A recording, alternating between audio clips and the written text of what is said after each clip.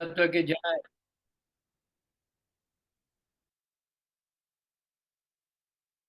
Right. ज्ञानतिमिरन्दस्य ज्ञानञ्जनशलाकाय चक्षुरुन्मिलितं येन तस्मै श्रीगुरुवे नमः। नमः ॐ विष्णुपादाय कृष्णपृष्ठाय भूतले श्रीमते भक्तिवेदान्त स्वामिनिति नामिने नमस्ते सरस्वते देवे गौरवाणी प्रचारिणे निर्विशेषशून्यवादी पाश्चात्यदेशतारिणे जय श्री कृष्ण चैतन्य प्रभु नित्यानंदा श्री अद्वैता गदाधर श्रीवास आदि गौर भक्त वृंदा हरे कृष्णा कृष्णा कृष्णा हरे हरे हरे राम राम राम हरे हरे ओम नमो भगवते वासुदेवाय ओम नमो भगवते वासुदेवाय ओम नमो भगवते वासुदेवाय. All right, so we're in the 6th chapter of the Bhagavad Gita. It's entitled Dhyan Yoga. We'll do a quick recap. For the ones who have not turned on their videos, kindly please turn on your videos. Okay.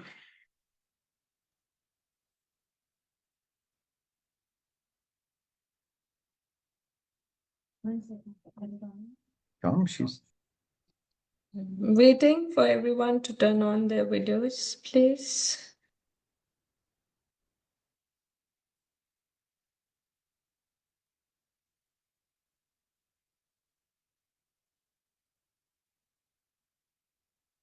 Still a few left. Please do turn on your videos.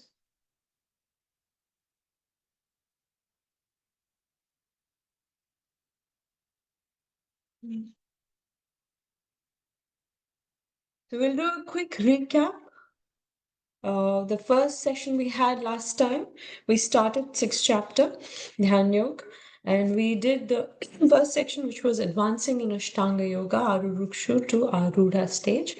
And today we'll begin the second section, and we'll finish about 10 to 17, from 6.10 to 6.17. So about 7 to 8 verses, the stages of Ashtanga Yoga practice. And then the next section would be, this is till 32. We'll finish this section in the next class. And then we have 6.33 to 36, necessity of controlling the mind. Then the destination of an unsuccessful yogi, and then Bhakti Yogi, the topmost yogi. So we'll try and finish the classes in the next 2 or 3 maybe classes, after which we do have an exam for the first 6 chapters of the Bhagavad Gita. So in preparation for the exam, it is not going to be so difficult. Don't be so stressed. So basically, the main questions that will come will be from the homework that you've been getting. I have been correcting also. Most of you have been doing so nicely. And if you see the corrections and learn from that, those, just memorize those answers, you'll be fine. Then there'll be also essay type questions. So the format I'll send you today or tomorrow, by this week, what will be the format of the exam. You also need to memorize a few verses from the Bhagavad Gita, the verses that we have been selecting from those, not all of them. How many you have to memorize, that also I'll send you. So the whole format for the exam, I'll be sending within this week. And don't worry, soon after the class ends, the 6th chapter ends, you will not be taking your exam. You will still have a month to prepare. We will begin with our 7th chapter, the next module, but in between, simultaneously, you will have a month to prepare for the exam. So don't stress. There's nothing, for the ones who are not in the course, but they're just, attending the classes, don't worry at all. You don't have to do anything. Just come and keep attending the classes. All right. So, any questions on the, well, when I send this week, when I send the format in the next class, we can discuss more about if you have questions about the exam. So, we'll do that in our next class. All right. So, we'll have a quick review of what we've done so far in the sixth chapter. So, this was the first verse in the sixth chapter, where Krishna said, "One who is unattached to the fruit of his work and who works as he's obligated, is in the renounced order of life." So, sannyas, and he is a true mystic, not he who lights no fire and performs no duty. So, Krishna says he's a sannyasi and a yogi also.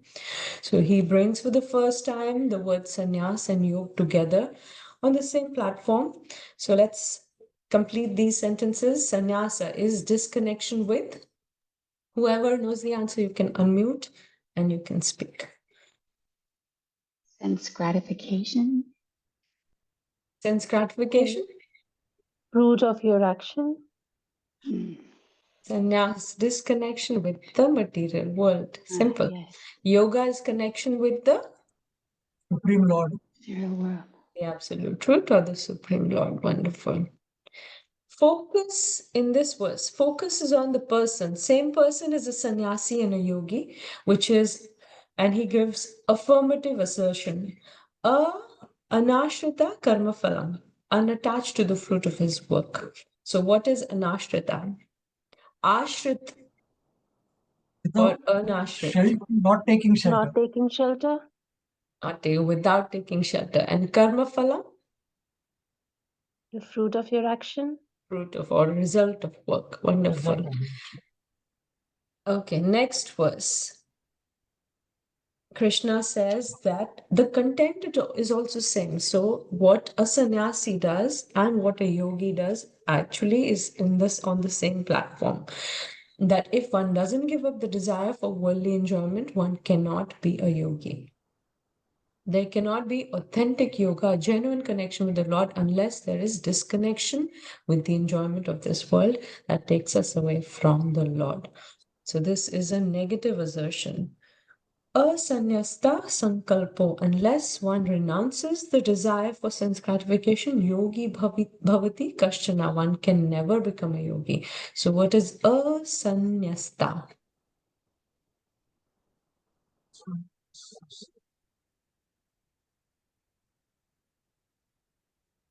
Without giving up.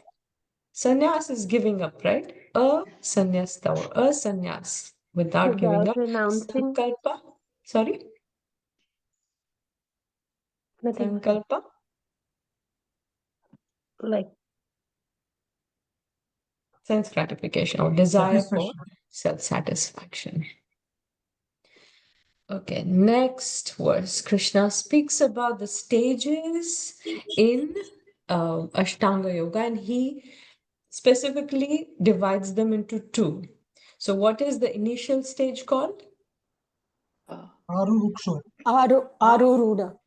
Or Aruruksha. Yoga Aruruksha. Wonderful. And what are the four stages? So, first one is all the don'ts, prohibitions. Yam, Yum. Niyam, Niyam, all Asana. the do's, which are the prescriptions. Then bodily Asana. exercises. Asana. Asana and pranayam. pranayam. Pranayam. So all of these come under Yoga Arurukshu. Then is the Arurukshu. advanced stages, which is Yoga Aruda. Yoga Arudha. And then the first one under that, which is the fifth stage in the Ashtanga Yoga process, withdrawing from the sense objects. Pratyahar. Pratyahar, good. Fixing the mind on the form of the Lord. Next one. Dhyana. Dhyana. Dharana. Dharana. Meditating on the limbs of the Lord. Dhyan. Sadhyana. Dhyan. And then last one, complete absorption or trance in the Samadhi. Samadhi. Samadhi. So we can memorize these. Somebody asks you, what is yoga? Is it just going to the yoga classes doing exercises? No, yoga has 8 different stages, and 2 primarily yoga arurukshu, yoga arudha, and then under those yam, niyam, asana, pranayam, and then Pratyahar, Dharana, Dhyan, Samadhi. Okay, 6.4, Krishna speaks about a stage where at this stage, one is not performing any work for the sake of material senses and one can focus on meditating on the Supreme Lord. Which one is this? First or the second? Meaning, the primary, The second. second, the which primary. is Second. Arudha. Arudha. Yoga Arudha. Arudha. Not Aru. First one is Arurukshu and the other one next Arudha. Yoga. Two main ingredients required to come to the Yoga Arudha stage. Mind control and Mind detachment. control and detachment. Wonderful. 6.5, Krishna says the mind can act as our blank and our blank. Our friend Friend. and Enemy our or enemy. friend? Friend and an Friend enemy. and enemy. A friend. And how can we understand? And we looked at this analogy where you open a door, there's a dark room, but you open a door and there's a stream of light that comes. So our consciousness goes towards, we can interact with the outer world through our mind in a similar way. Like we, in a room, we can interact with the outside world by opening the door. Similarly, we can interact with the outer consciousness through our mind. So the consciousness actually through the mind, which goes outward. So outwardly, the mind's door towards material things can be opened, which drags us down and binds us in this material world, or the door can be opened towards Krishna consciousness. The soul becomes conscious of spiritual things, which purifies, elevates, and liberates the soul. 6.6, Krishna speaks about how the mind goes in all directions. We might not have absolute control, but we do have some significant control over the mind. So we have to control, bring it back on track, avoid delays. This avoids delays and destruction. 6.6, similarly, one needs to regulate and control, conquer the mind, which is Jita, avoiding wastage of one's precious human form of life, and reach the destination towards Krishna's lotus feet faster. So we can either serve the Almighty or senses will become The master. Our master. Almighty. Visualize. The senses will become Almighty, or we can serve the Almighty. We did it in our last class, it's from there. Then 6.7, one who has conquered the mind, Jitatmanaha, he becomes peaceful, Prashantasya. And then he approaches the super soul, Paramatma Samahita. And then the character of such a person is he's not affected by dualities. Shitoshna, Sukha, Dukkha. Tatha Mana Pamanayo. So 3 levels of dualities here. Heat and cold is at the level of Body. Body. Happiness and distress at the level of Mind. Mind. Mind. Mind. and honor and dishonor at the level of Ego. Ego. Also. False ego. 6.8, Krishna speaks about Jnana Vijnana Triptatma. So by hearing, when knowledge goes in, we ensure that the knowledge is thoroughly understood. That becomes Jnana. So Shravan becomes Jnana. It becomes Vijnana when we process and apply the knowledge. It becomes a transformational knowledge and it goes to the heart. And we took example of 4 different things: map, prescription, recipe, manual. Unless they're used, there is no, unless they're applied, there is no use of these.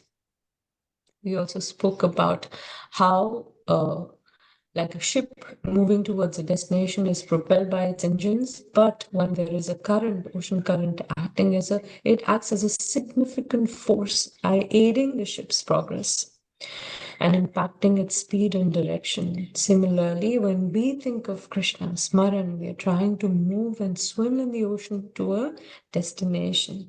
But when Krishna is pleased with our sincerity, he also remembers us and he sends a wave with which we get propelled towards him. So this is Smaran is from our side, but when Krishna sends a wave, it becomes. Anybody remembers that word? Spurti. All right, 6.9, the last verse we did in our last class. One who is further advanced regards equally honest well-wishers, affectionate benefactors, neutrals, mediators, the envious, friends and enemies, the pious and the sinners. So materially attached people look at others based on their potential to provide sense gratification, but the vision of a Sarva Sankalpa Sannyasi, he knows that the objects of senses won't make me happy. He gives up the desire for sense gratification, and then he doesn't evaluate people based on their potential for sense gratification. Doesn't need to look for outward gratification. One can have equal vision by being tripta within. So this is how a person becomes tripta, by from outward to inward. This is how it turns, knowing with knowledge that sensory objects will not make me happy. They're just temporary. So today's class will begin. There's a link having described the perfectional stage of Ashtanga Yoga, which is perfectional stage is called, or advanced stage is called Samadhi. Arudha. Arudha. Stage. Krishna will now describe the activities in the practice stage, method to achieve perfection. We can begin today's class. This is just a summary of the verses that are coming up. We'll keep going forward. Okay. So basic practices of meditation from 10 to 17th verse, which we'll do today. When he comes to the stage of meditating on the super soul, what is the nature of his practice? What does he do? So he's seeing in this picture how a man in seclusion, Ashtanga Yogi in seclusion, practicing meditation, right? 6.10. And we'll recite the verse. If you don't have your Bhagavad Gita in front of you, you can bring it. I'm sure everybody does, because we'll be reading a lot from the purport also today. Prabhupada's purports are brilliant. So we'll refer to those. 6.10. Yogi Unjita Satatam Atmanam Rahasi Stitah Ekakiyata Chittatma Nirashir Aparigraha. Somebody can read the translation. It's on the screen also. A transcendentalist should always engage his body, mind, and self in relationship with Supreme. He should live alone in a secluded place and should always carefully control his mind. He should be free from desire and feeling of possessiveness. So Rahasi Sthita, externally secluded. Krishna says he should be alone in a secluded place.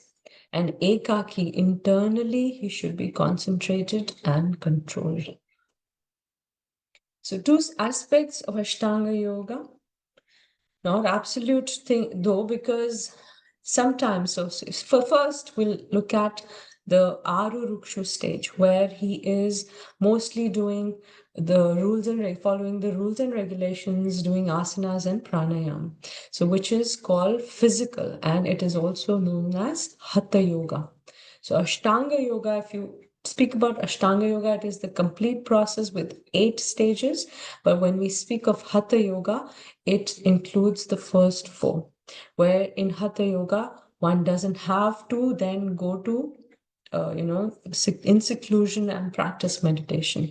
But the complete process of Ashtanga Yoga also includes physiological, which is Pratyahar, Dharana, Dhyan, Samadhi. One starts going inwards.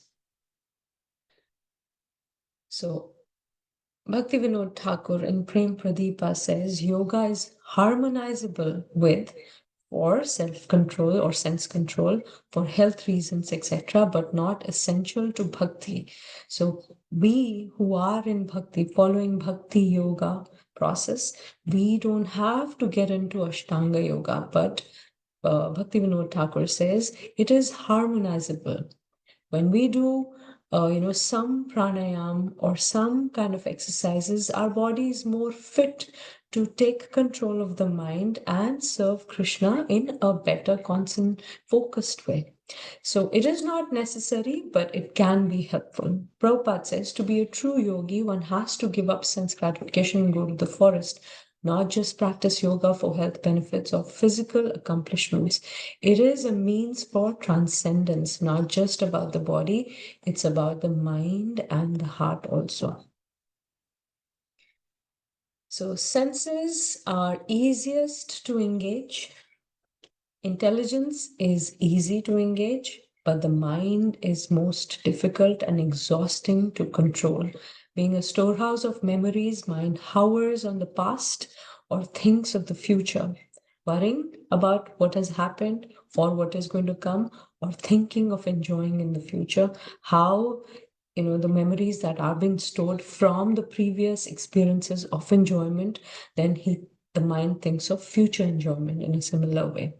So it is when we're doing something, for example, I was hearing my Guru Maharaj's lecture, and he was saying, when a pujari is up on the altar doing arti, physically we can see that the pujari is so nicely performing arti, might be doing, wonderful hand movements with the chamra or whatever, but the mind can be in a permit room, which is a bar, thinking about, how one used to enjoy before.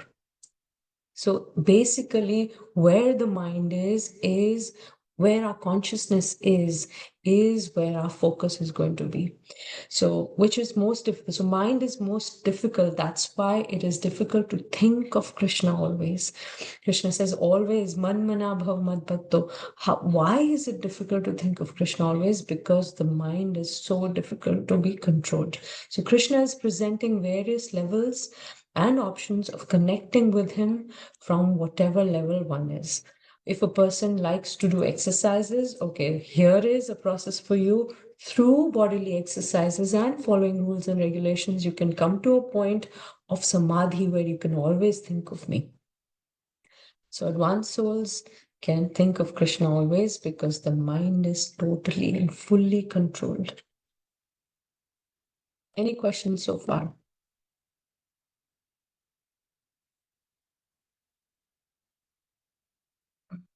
Can keep going. A devotee of Krishna, Prabhupada. So this is from the purport, is a perfect yogi. The first, somebody can read this. You can unmute and read. The first business of a transcendentalist is to keep the mind always on Krishna. One should always think of Krishna and not forget him even for a moment. Concentration of the mind on the Supreme is called samadhi, or trance. In perfect determination, he should not hanker after unnecessary material things that entangle him by feelings of possessiveness. He should be very careful to accept favorable and reject unfavorable conditions that affect his realization. All these things are perfectly executed in Krishna consciousness because direct Krishna consciousness means self-abnegation, so very little chance for material possessiveness. Reference Rupa Goswami describes Anyasaktasya Kataya. Satasya, this is the verse. So how to be Krishna conscious always. This is from the Bhakti Rasamrita Sindhu. When one is not attached, go ahead. Somebody's reading? Or is it just some background noise? You can mute yourself. And if somebody can read, what is the translation for this verse? When one is not attached to anything, but at the same time accepts everything in relation to Krishna, one is rightly situated above possessiveness. Bhakti Rasamrita Sindhu 1.2.25. Hare Krishna. अनासक्तस्य विषयान् So यथार्थ this is अनासक्तस्य विषयान् यथार्थ उपयुज्यन्ते. This. all right, go ahead. Sorry. Yeah. Nirbandham Krishna sambandham yukta vairagya uchyate. Wonderful. Thank you, Prabhu. So Yukta Vairagya. How to be Krishna consciousness always? Everything around us we can utilize in Krishna's service. Like Prabhupada did. On the other hand, Krishna Keshav Prabhu, you can recite.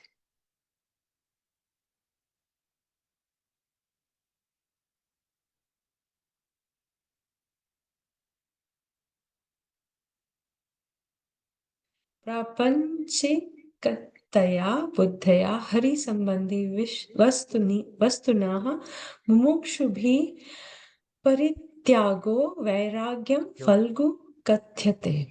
On the other hand, one who rejects everything without knowledge of its relationship with Krishna is not as complete in his renunciation.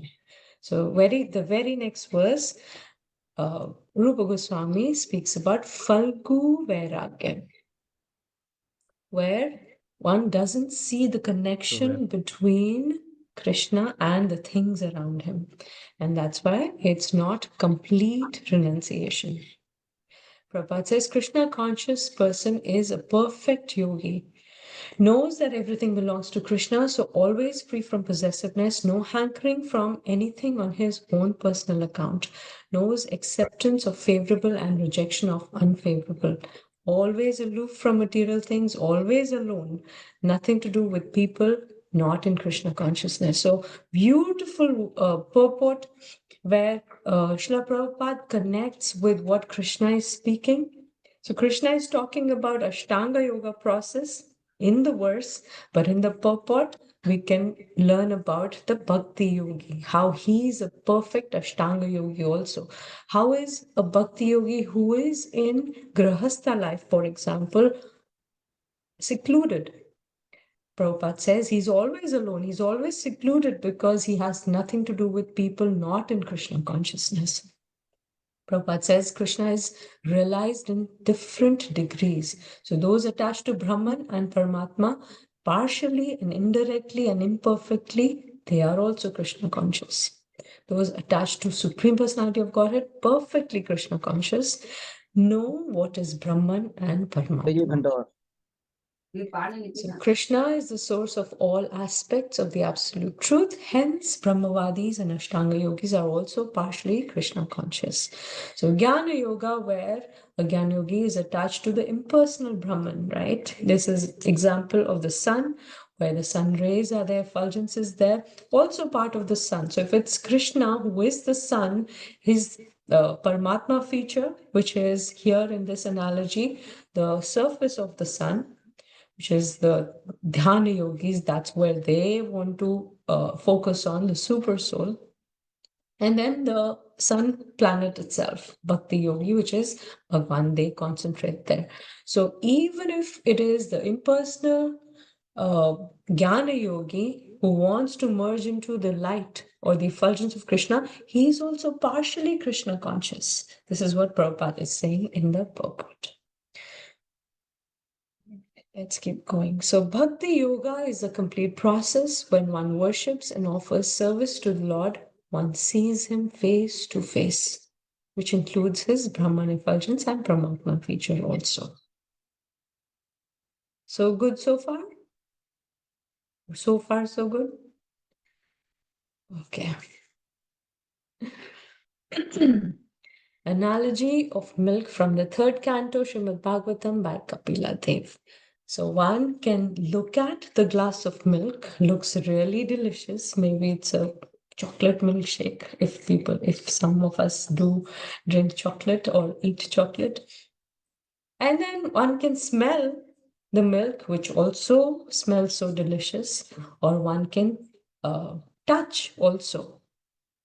Right, so sight or hear. So person might be my eyes are closed, but my husband or my daughter or my son, they're filling up a glass of milk, and that sound I can hear. Right, so all these through our senses we can experience, but when one drinks the milk, one can take full advantage.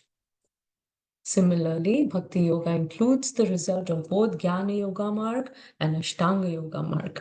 Bhakti Yogi is not deprived of other realizations because he has higher realizations and greater joy. Another example, how a $100 bill includes smaller denominations within itself. Okay, Krishna in 6.11 to 14 now will describe the basic practices of Ashtanga Yoga. So very interesting. Let's look at these. 11 and 12 are together. Shucho deshe pratishtapya sthiram ashanam atmana natyuchrittam natinicham chaila Jina kushottaram tatraikagram manah kritva yata chitta chitendriya kriyaha upavishyasane yunjad yogamatma vishuddhaye. Somebody can read the translation. To practice yoga, one should go to a secluded place and should lay kusha grass on the ground and then cover it with a deer skin and a soft cloth. The seat should be neither too high nor too low and should be situated in a sacred place. The yogi should then sit on it very firmly and practice yoga to purify the heart by controlling his mind, senses, and activities and fixing the mind on one point. Hare Krishna. All right, so here is an Ashtanga Yogi. Sit in a sacred, clean place, steady asana, not very high or low, kusha grass, deer skin, and cloth. So, a very sacred place and a clean place, right? Steady asana. Prabhupada says sacred place are places of pilgrimage like Rishikesh, Varanasi, Vrindavan, all these are sacred places. Steady asana, it shouldn't be tilted or it shouldn't be rocking or moving. It should be steady. It should not be very high or low. If it is very high, then a person who's meditating might fall, right? Eyes are closed. If he falls to sleep, he's going to fall from a high place and get hurt. Also, in a high place, maybe on a mountain, there is, if the eyes are open, can see such beautiful sights, right? Then the mind will be diverted. So not too high and not too low. Why? Because there'll be bugs and insects on the floor. So it should be not too high, not too low. Kusha grass. Now, kusha grass also is very sacred. It's considered very auspicious. Deer skin or even a tiger skin, when these animals have left their body naturally, then their skin is taken. And why their skin particularly? Because it keeps the snakes and the bugs away. And then a soft cloth, so the person is comfortable because he has to sit for long hours. So should be comfortable. Prabhupada says, Socho Deshe, which is places of pilgrimage. In India, the yogis, transcendentalists, or devotees all leave home and reside in sacred places. So these places, Prayag, Mathura, Vrindavan, Rishikesh, Haridwar, and in solitude practice yoga where the sacred rivers like Yamuna and Ganges flow. This is not often possible for Westerners. Modern day yoga societies may earn material benefit but not suitable for yoga. So, one who's not self controlled and whose mind is not undisturbed cannot practice meditation. In Kali Yuga, Prayena Alpa Ayusha. What is the solution? Hare Nameva Kevalam. So, this is from the Brihanaradiya Puran. We know the verse Hare Nam, Hare Nameva Kevalam, Kalu Nasteva, Nasteva, Nasteva, Gatir Anyatha. So Prabhupada in every purport talks about Krishna consciousness, how Ashtanga Yoga is not for this age.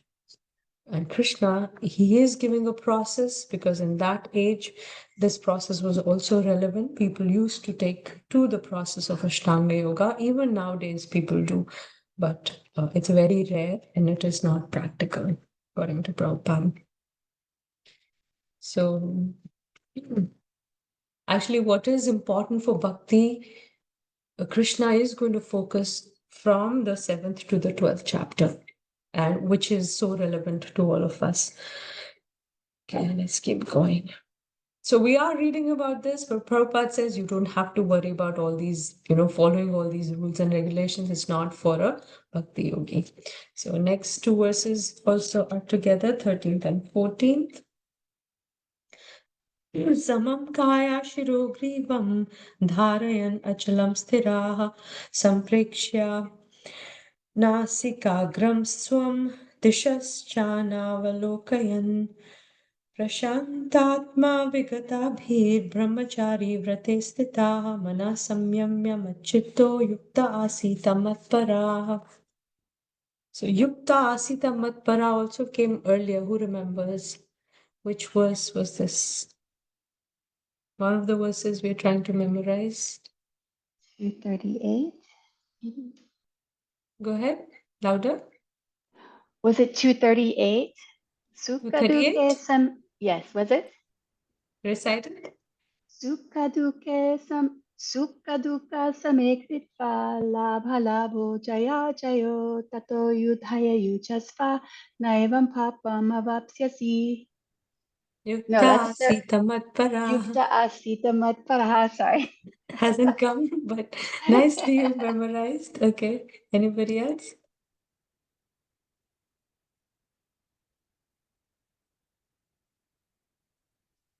Second chapter also. I can give a hint. Tani Sarvani 261. Yeah. Yukta Anybody asita has memorized? matparaha. 261. Yukta Sita asita Matpara, Tate Vashendriyani. Yasyendryani, Vashe That's Yasyendryani, Tasya Prajna Pratishtitaha. very nice. Thank you. Okay, so let's look at this verse. Let's have somebody read the translation. One should. One should hold one's body, neck, and head erect in a straight line and stare steadily at the tip of the nose. Thus, with an unagitated, subdued mind, devoid of fear, completely free from sex life, one should meditate upon me within the heart and make me the ultimate goal of life. Hare Krishna. Hare Krishna. So many points. So all of these points can be used by a devotee also for chanting as a guide for our sadhana. So we may not have to go to the forest, sit on kusha grass and deer skin and a soft cloth, but we can sit in our house in a secluded place also, focusing on the names of the Lord. So these are principles that can be used in bhakti also. So a simple mat or a chair. People say you can walk and chant also, but it is said that I heard Chaitanya Charan Prabhu giving answer that yes, you can walk, it's okay, but it should be not like a beautiful beach or some place where you will be distracted. So a pace should be our pace when we're walking should be same. Our the place where we're walking also can be boring. Same place where we are very accustomed to, we are used to, we don't have to look around at the scenery around us. We can walk. It's okay if a person cannot sit for a long time or is feeling sleepy. So walk is okay as long as it doesn't distract our mind. Okay, so let's go. So these are sitting in one place. Yes, it is most favorable for chanting.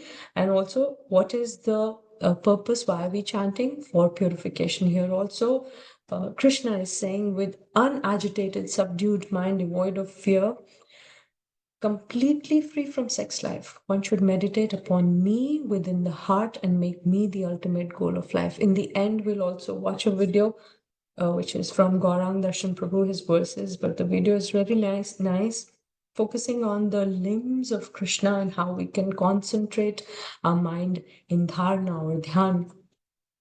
I think that was dhyan. We'll look at the video, it's really nice. Let's keep going. So here, rules of celibacy. In Ashtanga Yoga, the vow of brahmacharya is meant to help one completely abstain from sex indulgence in work words and mind at all times, under all circumstances, and in all places. And role of celibacy in Bhakti Yoga. Bhakti Yoga is so powerful that one automatically loses sexual attraction, being engaged in the superior service of the Lord, and experiences higher taste. This is also from 2.59, Vishaya Vinivartante. If you remember, right, when a person has a higher taste, then the lower taste goes away. Prabhupada says in the purport, goal of life is to know Krishna situated in the heart as Paramatma. Goal of yoga is to see the four-handed Vishnu form, but there is no other book. This is what he keeps talking about. What is real yoga? It is not just asanas or exercises. What is real yoga? It is focusing on the super soul within us. If this is not the goal, then it is mock yoga. It is a waste of time. Celibacy is to realize this form complete abstinence from sex life. One cannot enjoy sex life daily at home or elsewhere and attend a so-called yoga class and thus become a yogi. In any of the paths, dhyan, gyan, or bhakti, sex life is the chief of all kinds of sense gratification. And this is Yagnavalkya rules of, this was a sage from past who believed in the neti, more on, the Brahman or the Ashtanga yoga process. No one can perform correct yoga practice through sex indulgence. Brahmacharya is taught, therefore, from childhood when one has no knowledge of sex life. Children at the age of 5 are sent to Gurukul. No advancement without such practice. Married person following rules and regulations is also a brahmachari, can be accepted in the bhakti school, but not in jnana and dhyana. They require complete abstinence. So complete brahmacharya is a requirement if one wants to progress in Jnana Yoga or Ashtanga Yoga process. But in Grastha, where there are rules and regulations, even in Grastha life, a person can practice Bhakti Yoga and attain perfection joyfully. Yes, Kai Mataji. Hare Krishna Mataji. Hare Krishna. Could I ask you to please go to the earlier slide? There was something I had a question about. So it says abstain from sex indulgence in work, words, and mind.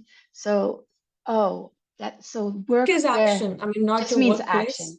Okay, but if it is in workplace, is sex desire also connected with desire for fame?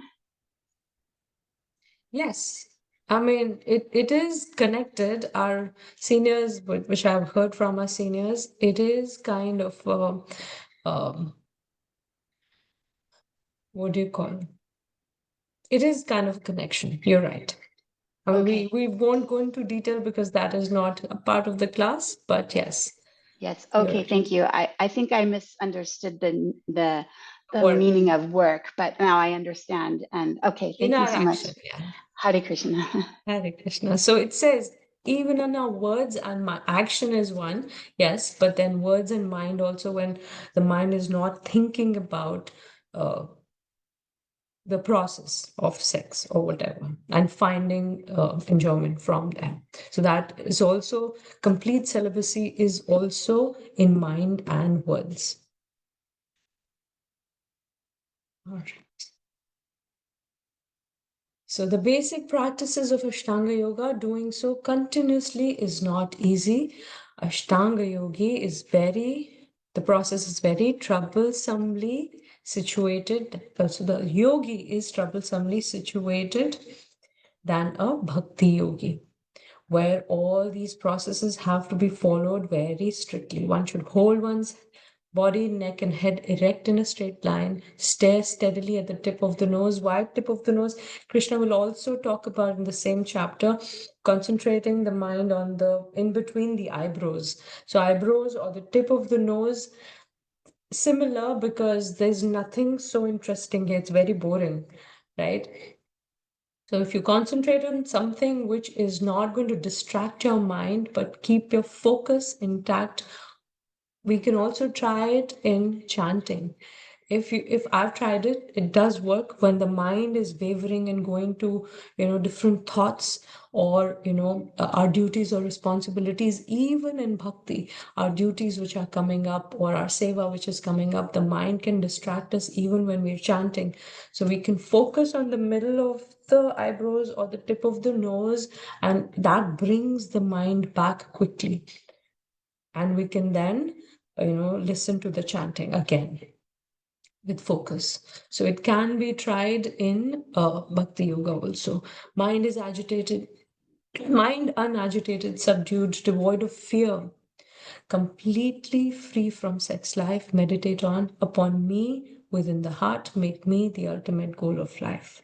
So fear can be, our acharyas say that when you're in seclusion, sitting in a forest, there can be fear of, different animals attacking you, and even in today's world, there can be dacoits or people who go against, the laws. They are looking for such, they are in these parts of the world where in seclusion, they're also there. Dacoits are there.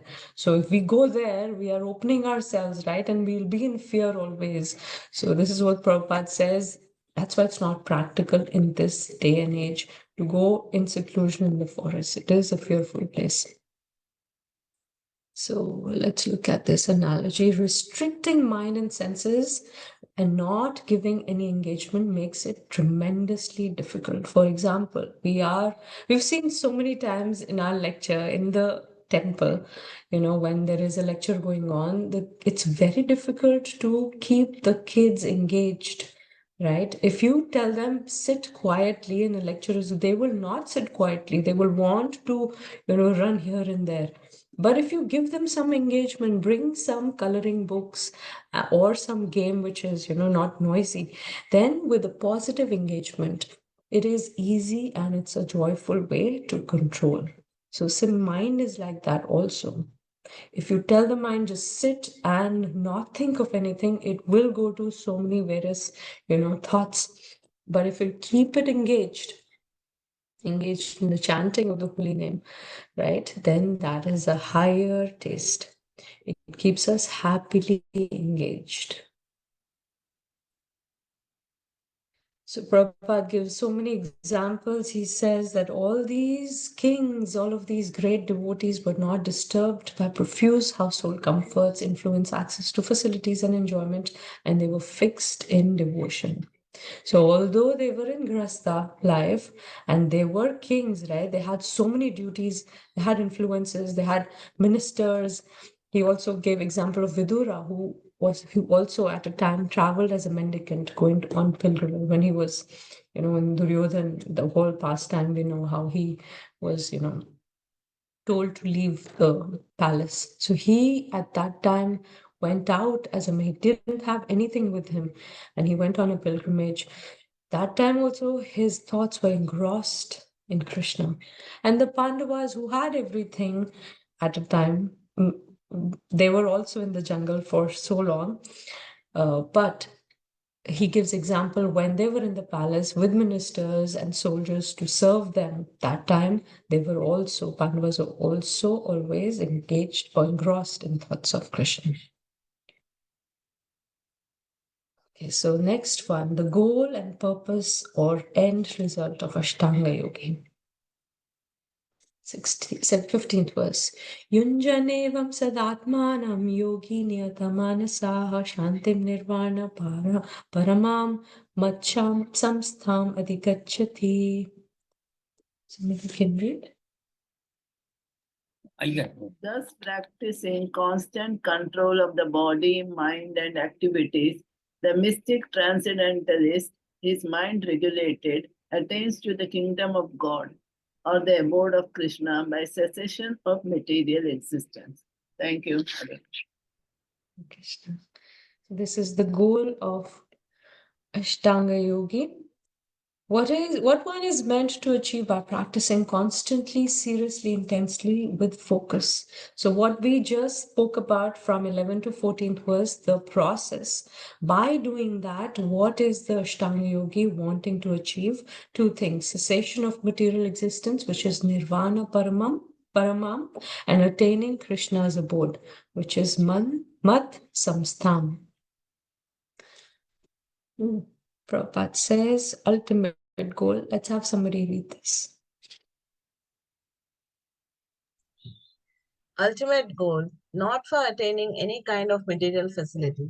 One who seeks an improvement in health or aspires after It's material not too clear, or is it just me? I can hear Mataji. We can Yeah, hear we Mata. You can hear, it's clear. You can We hear can it's hear my Mataji. internet then. Keep going. Sorry. Okay. One who seeks an improvement in health or aspires after material perfection is no yogi, according to Bhagavad Gita. 2. Nor does cessation of material existence entail one's entering into the void, which is only a myth. 3. There is no void anywhere within the creation of the Lord. 2. To enable the cessation of all material existence, this enables one to enter into the spiritual sky, the abode of the Lord. Hare Krishna. Hare Krishna. Give me one sec. Okay.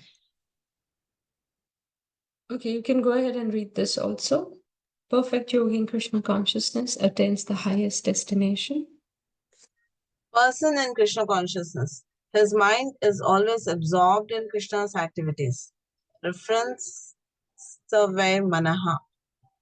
Srimad Bhagavatam 9.4.18. B. Perfect in understanding Lord Krishna. Mat Chittau, Mat Parau, Mat Sthanam. C. Can reach Goloka Vrindavan. D. Reference BS 5.37. Goloka eva nivasate akhilatma bhutao. E. No one can reach Vaikuntha without proper understanding of Krishna and his plenary expansion Vishnu. Thank you, Mataji. So, Prabhupada, this is a repetition, but we can read it again. Yoga practice is not meant for attaining any kind of material facility. It is to enable the cessation of all material existence.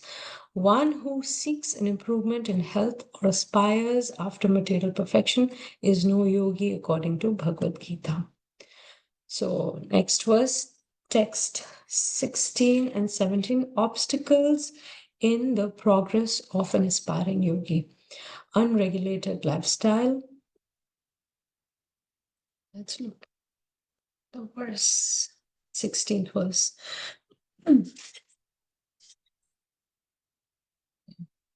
Nati ashnatastu yogisti nachai kantam anashnataha nachati swapna shilasya jagrato naiva charjuna. Somebody can read the translation.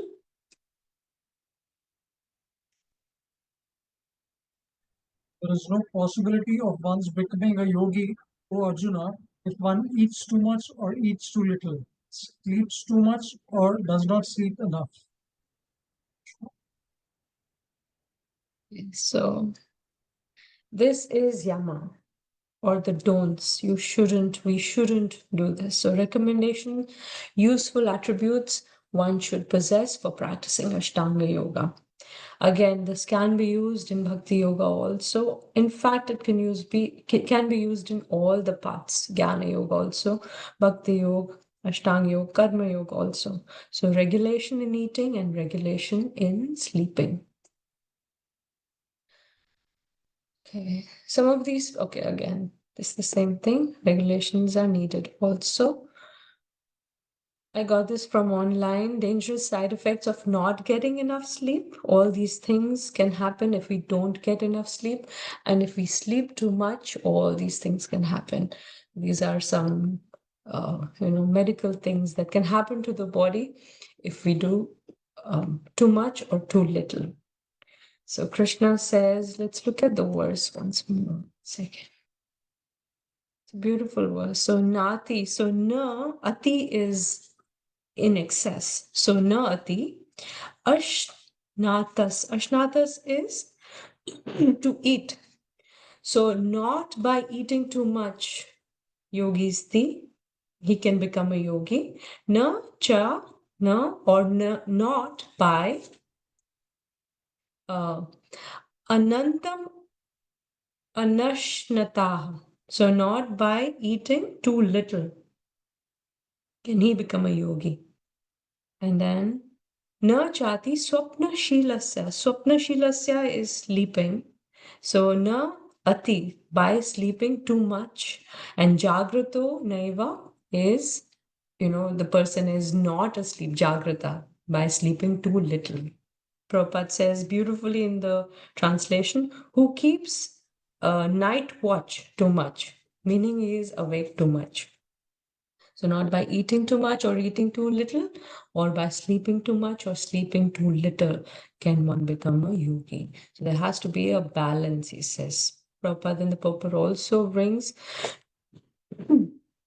he says, Bhunjate te tva agham papa ye pachanti atma karanat. If you remember from previously in the Bhagavad Yoga, anyone who eats for sense pleasure or cooks for himself, not offering his food to Krishna, eats only sin.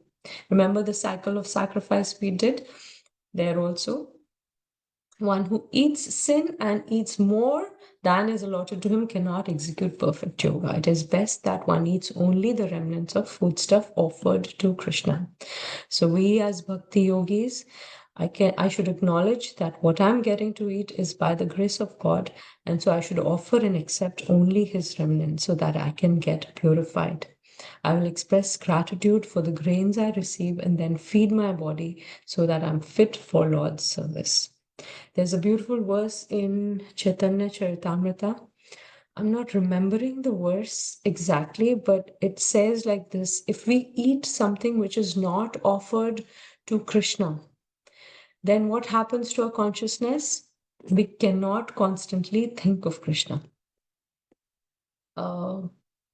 If I remember it, if somebody remembers, you can tell.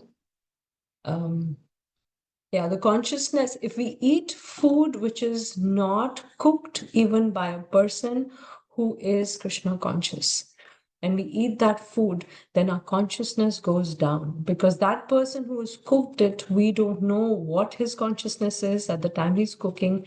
He's not a devotee, he's thinking of, enjoying his senses. Maybe he's cooking vegetarian food and we think it's okay to eat because it's vegetarian, I'll just offer to Krishna.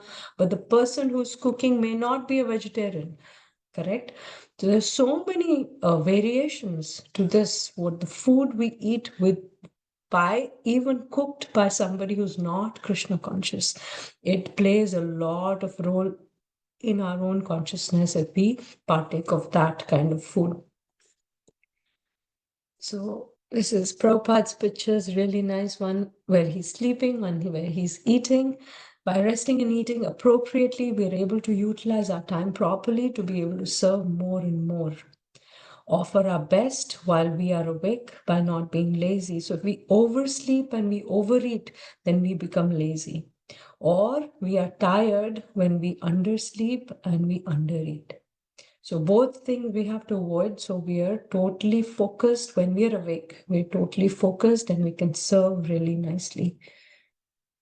Serious transcendentalists are miserly, not lavish about giving time to their body. And we've heard of Raghunath Das Thakur.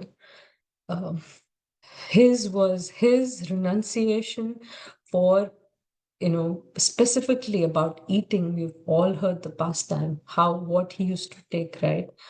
It was really, really very, very severe austerity. And coming from a background where he was a millionaire and staying like a mendicant and eating only, what the cows used to throw out, that rice. Example is given, car needs maintenance, so we can use it for the purpose of driving to our destination. So if we are too concerned about the beauty of the car, how the car looks, the main point is it is solving a purpose for us to take us from one place to our destination. So similarly, for the body, if we are too much attached to the body, then we forget the purpose. What is this body for? So body needs maintenance, which is, yes, it does need maintenance to move on the spiritual path, but getting overly entangled or engaged in it leads to forgetting to move towards our destination, which is Krishna.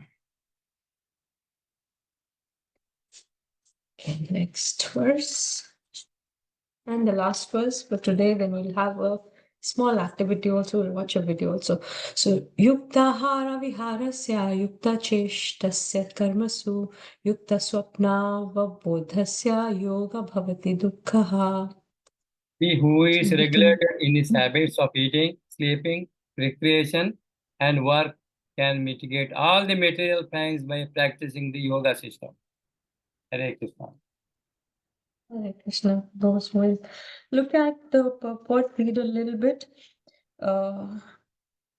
Extravagance in the matter of eating, sleeping, defending, and mating, which are demands of the body, can block advancement in practice of yoga. As far as eating is concerned, it can be regulated only when one is practiced to take and accept prasadam, sanctified food. Lord Krishna is offered, according to the Bhagavad Gita, vegetables, flowers, fruits, grains, milk, etc. In this way, a person in Krishna consciousness becomes automatically trained not to accept food not meant for human consumption and not in the category of goodness. Another way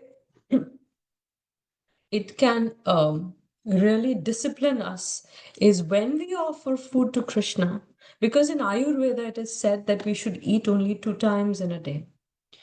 So difficult for devotees, especially, Krishna is offered 6 times in the day. So whatever prasadam is there, people who are living at the temple.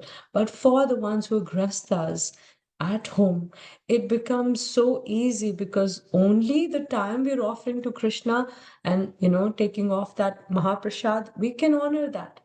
So at home, typically we offer 3 times, right? So 3 times we can have prasadam, and the rest of the time when we haven't offered, Krishna is resting, he hasn't been offered bhoga, why should we eat at that time? So it is very easy to balance our eating also when we offering to Krishna.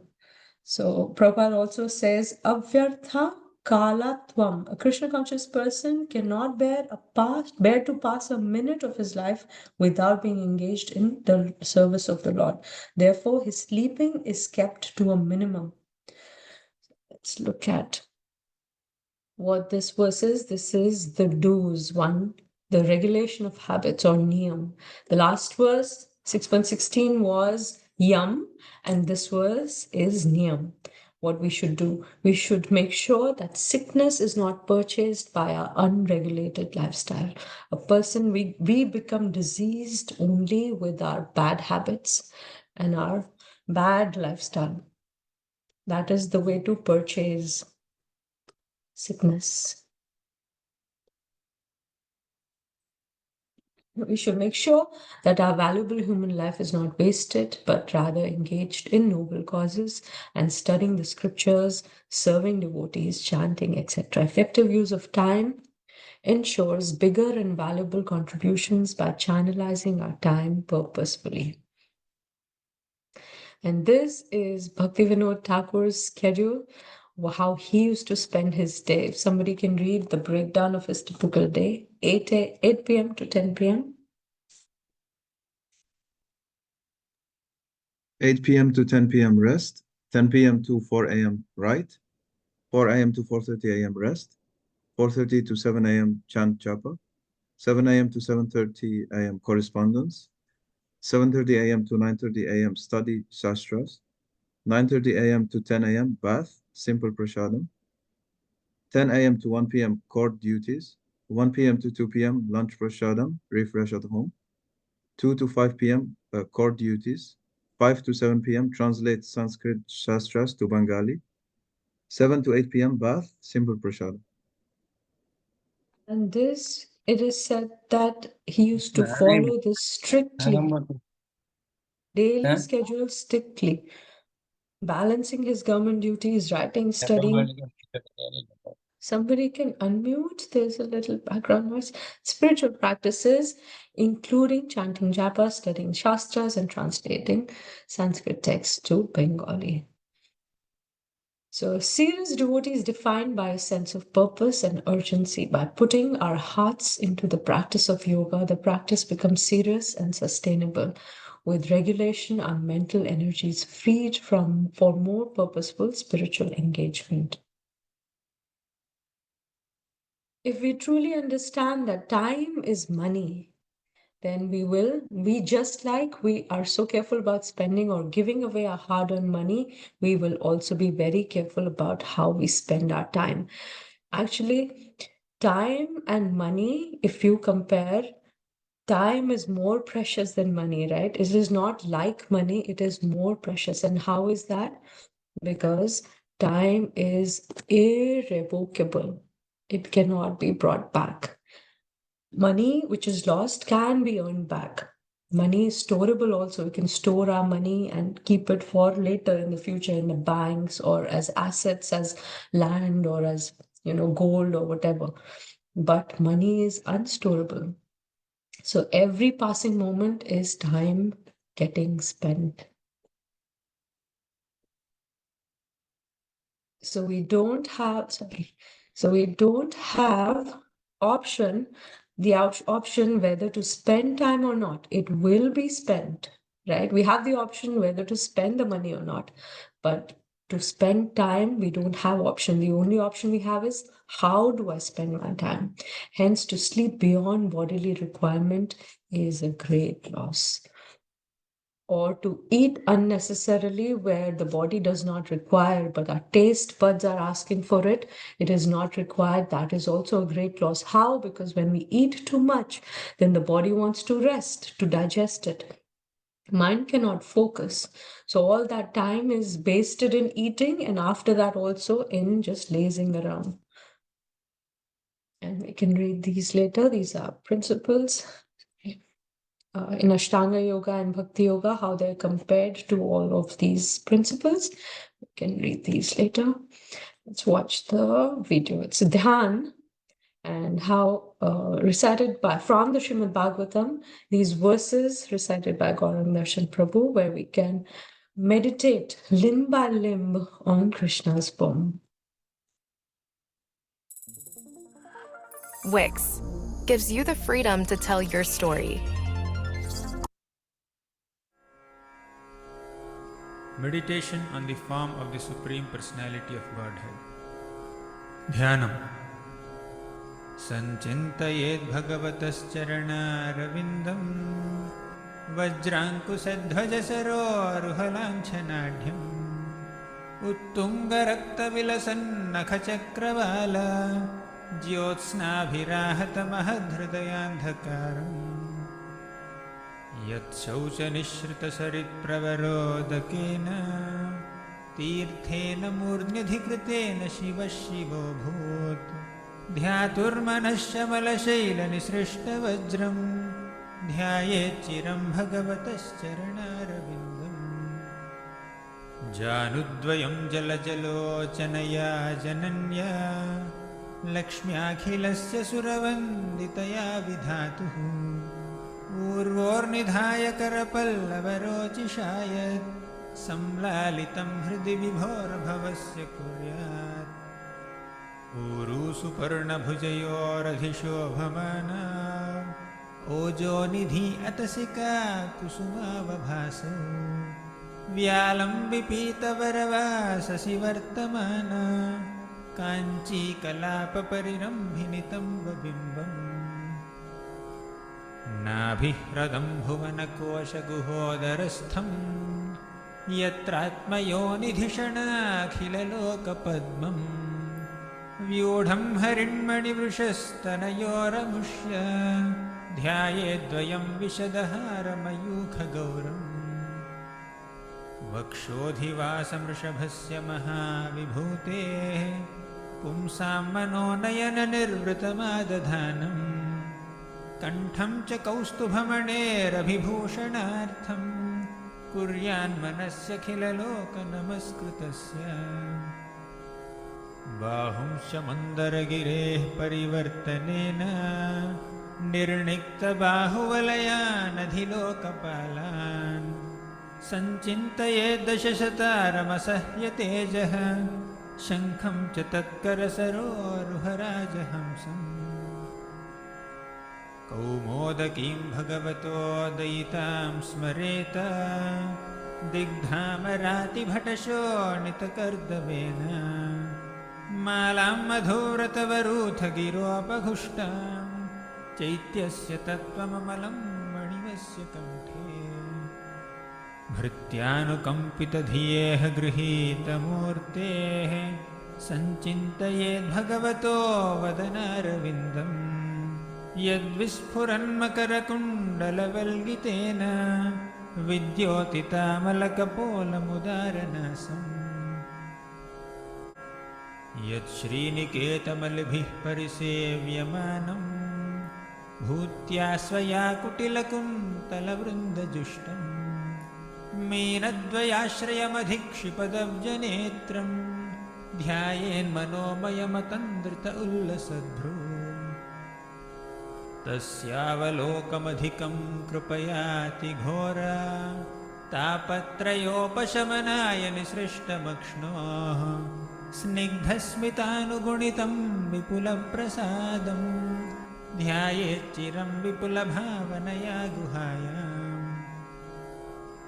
संहरेरवनताखिललोकतीव्र शोकाश्रुसागरविशोषणमत्युदारम् सम्मोहनाय रचितं निजमाययास्य भ्रूमण्डलं निकृते मकरध्वजस्य ध्यानायनं प्रहसितं बहुलाधरोष्ठ भासारुणायिततनुद्विजकुन्दपङ्क्ति ध्यायेत् स्वदेहकुहरे वसितस्य विष्णो भक्त्यार्द्रयार्पितमना न पृथक् दृक्ष्येत् This is so beautiful, right? And this last one, I wanted to see. So one, sorry, hold on.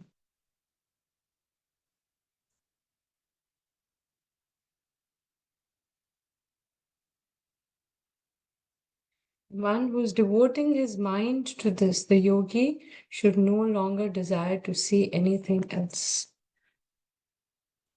Actually, by looking at and meditating on Lord's form like this, so many things, right, happen through, you must have read in the translations also. How his smile, when we look at Krishna and we look at his smile, it dries up the grief that is within our heart. And when we look at Krishna's eyes and his benevolence, he's gracing us through his, his vision. He's looking at us. It makes us more and more wanting to be, serving the Lord. It makes us determined in our own service to the Lord. So many things for a bhakti yogi. The process is joyful. It is so sweet. Versus what Ashtanga yogi, it's very dry, and it is, it's just go in seclusion and, meditate, using your own skills. You think of the Lord within your heart. It becomes so dry because there's no service there. You're just sitting there trying to meditate on the Lord. All right, so we'll come to the activity for today. So we'll quickly have groups, and this will be for 10-15 minutes. We can discuss amongst each other in our group. You can take a screenshot for this if you want. I'll keep this open also. I don't know how it works when we make breakout rooms, you can still see the screen. Can you? No? Okay, so you can take a screenshot.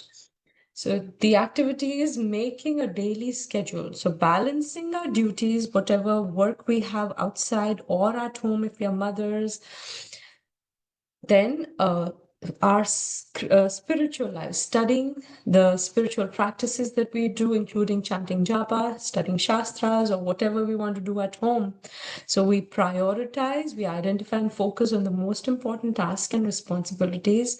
We plan, develop a schedule, and allocate time for each task, ensuring a structured approach to our day.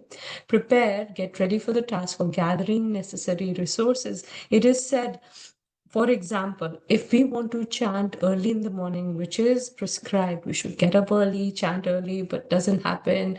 I sleep so late, it's not possible to get up so early. Things like this happen. So we can plan and prepare. We can plan to sleep a little early, maybe an hour early from the times that we generally sleep, and then get up in the morning, put the alarm.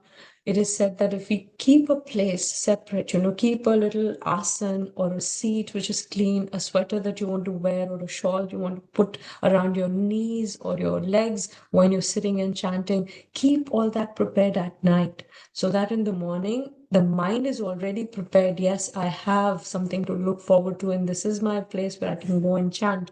All these things really happen. It becomes easy. So we're doing this activity with talking to each other. Our focus should be the things that distract us, how to keep away from them, and to make a proper, nice daily schedule that we are able to function in a very purposeful way. And then to persist, stay focused and determined in pursuing our goals, even when faced with challenges or distractions. Okay, so if you have taken a screenshot, I will.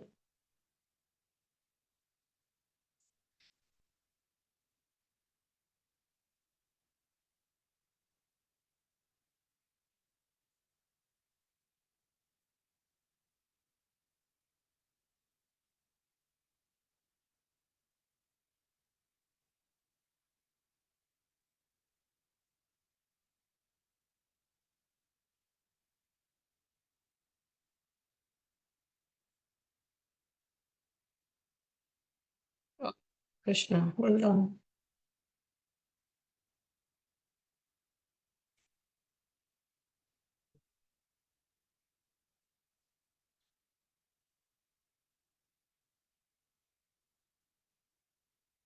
Hold on. I'm trying to make more rooms.